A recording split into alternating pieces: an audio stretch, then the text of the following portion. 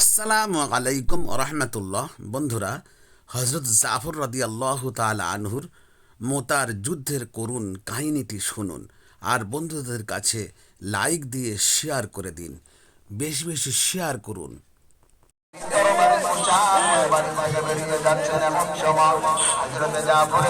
ছোট ছোট বাচ্চা ছিল, দুইটা ছোট ছোট বাচ্চা থেকে ডাক দিচ্ছে, ও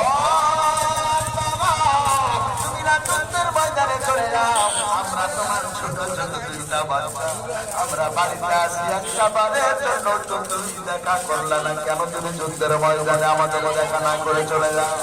আব্বা গো, একটা বারের জন্য আপনি দেখা করে যান, দেখা করে যান। এই কথা বলার পর হযরতে জাফর কানে যখন সন্তানের আওয়াজ গেছে, হযরতে জাফর তখন বাড়ির মেন গেটে পৌঁছে গেছে। আল্লাহর নবীর সাহাবী হযরতে জাফর টেনশনে পড়ে গেলেন।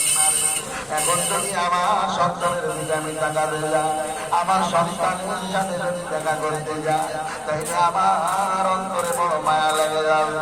না রে না রে, আমি দেখা করবো না, আমি দেখা করবো না, দেখা করবো না রে, দেখা করবো। আমি চলে গেলাম যুদ্ধের ময়দানে। উঁচু করে যুদ্ধের ময়দানে কিতাবের মধ্যে পাওয়া যায়, একবারের জন্য পিছনে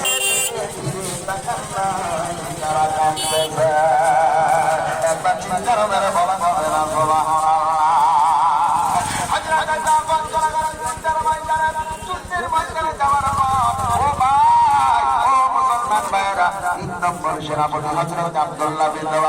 তাকে আল্লাহর নবী বললেন, আব্দুল্লাহ যাও যাও, তুমিও বাড়ি যাও, তুমিও বিবি বাচ্চার কাছে বিদায় নাও।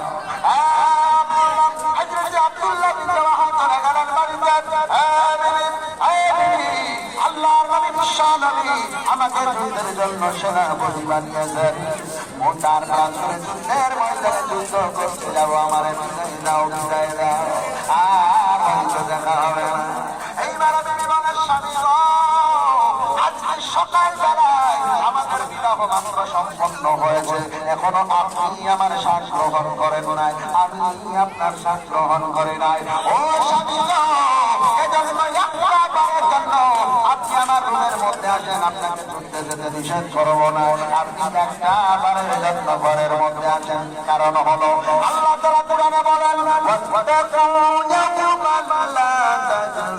নাফসুন আন নাফসিন শাইআ ওয়ালা ইউকবালু মিনহা শাফাআতুন ওয়ালা ইউকবালু মিনহা আদলুন ওয়ালা হুম ইউনসারুন।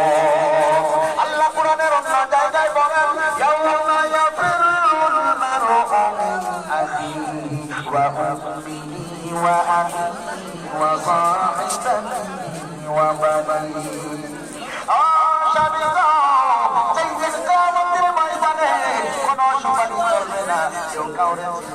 স্বামী বিবিকে পরিচয় দেবে না, বিবি স্বামীকে পরিচয় দেবে না, ভাই ভাই চিনবে না। মানুষের বয়সের মাঝে আপনি স্বামীকে জানো, আমি একটিবার দেখার পরে যেন আমি স্বামী বলে চিনে দিতে পারি। স্বামী হোক, এই জন্য আপনার চেহারা আমি ভালো করে দেখে নিতে চাই। একটা বাড়ির জন্য আপনি ঘরের মধ্যে আসেন, রুমের মধ্যে আসেন। হযরত আব্দুল্লাহ বিন রাওয়াহা বললেন, বিবিরা না, আমি তোমার রুমে যাব না।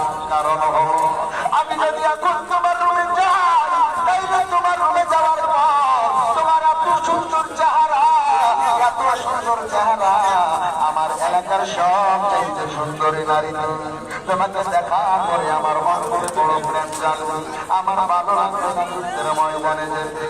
আমি না আর আমি তোমার রুমে যাবো না, আমার বিদায় দাও, বিদায় দাও, তরবারি ফেলে দাও, তরবারি ফেলে দাও, সঙ্গে দেখা লাগবে। নবীকে বলে মাফ করে দিস, জীবনে আর হয়তো দেখা হবে না, দেখা হলে জান্নাতের ময়দানে। বলে তরবারি নিয়ে বেরিয়ে গেছেন, মুসার করে সবাই পৌঁছে গেল, যুদ্ধ শুরু হয়ে গেল।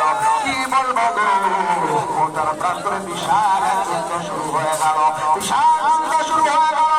হযরত আল্লাহর নবীর বালক পুত্র সর্বপ্রথম নম্বর সেনাপতি তরবারি ধরেছেন এক হাতে, কালেমার পতাকা ধরেছেন আর এক হাতে, যুদ্ধের ময়দানে যুদ্ধ শুরু করেছেন। বেঈমান কাফেরদেরকে জাহান্নামে পাঠিয়ে দেওয়ার পর একজনের জায়গার পর্যায়ে তিনি শহীদ হয়ে গেলেন। বেঈমান কাফেররা শহীদ করে দিল। শহীদ করে দেওয়ার পরে মুসলমান আল্লাহর নবীর সাহাবী হযরত জাফর, আল্লাহর নবীর চাচাতো ভাই জাফর, তিনি তাকায় দেখলেন না হয়তো জান শহীদ হয়ে গেছেন, তাকে টাকা যাবে না। দ্বিতীয় নম্বর সেনাপতি বললাম আমি, হযরত জাফর তরবারি ধরলেন, তরবারি ধরার পর কালেমার পতাকাটা ধরার জন্য হযরত যায়েদের কাছে চলে গেছেন। যাওয়ার পরে হযরত যায়েদের কাছ থেকে কালেমার পতাকাটা নিয়েছেন, নেওয়ার পরে কালেমার পতাকা এক হাতে যুদ্ধ শুরু হয়ে গেছে। একবারে নাস্তানাবুদ করে দিতে দিতে এক পর্যায়ে দেখা যায় হযরত জাফরের ডান হাতের উপরে এক বেঈমান কাফের এমন ধরে তরবারি আঘাত করেছে, তরবারি আঘাত করেছে। হযরত জাফরের ডান হাত খারাপ কেটে যখন ঝুলে গেছে, আর হাত খুলতে পারেন না, বাম হাতের উপরেও আবার সব মেরেছে, আবার আঘাত করেছে। বাম হাত খানা ডান হাতের নাই কেটে গেছে। মুসলমান দরদি গো, ও মুসলমান, দুই হাত যখন কেটে গেছে আর তো উপায় নাই, কি করবে? যুদ্ধ করার কোনো কায়দা না। তরবারি হাত থেকে পড়ে গেছে, এখন কালেমার পতাকাটাও পড়ে যাওয়ার উপক্রম। ও মুসলমান, হযরত জাফর দুইটা কাটা হাত দিয়া বুকের সঙ্গে কালেমার পতাকাটাকে এইভাবে ধরায়া ধরেছে। তারপরে কালেমার পতাকাটা মাটিতে পড়তে দেয় না।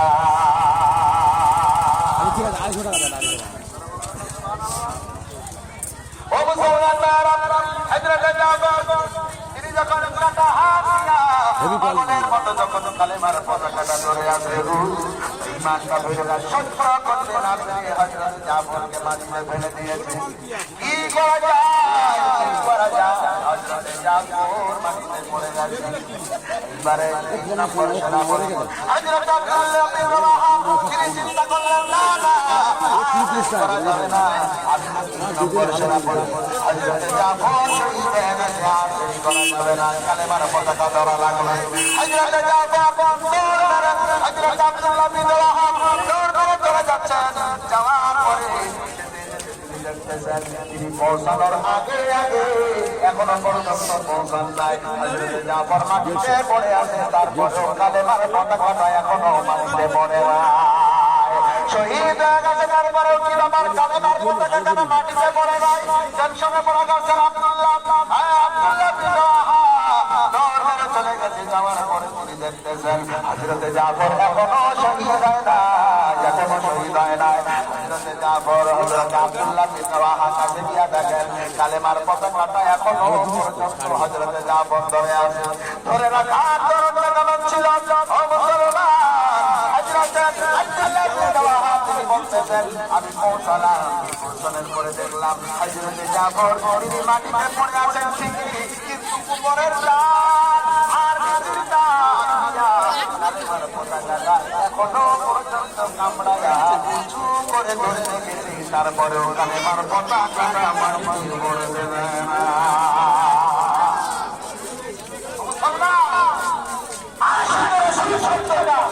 এদের জন্য মানায় তুমি আমি পারো লোক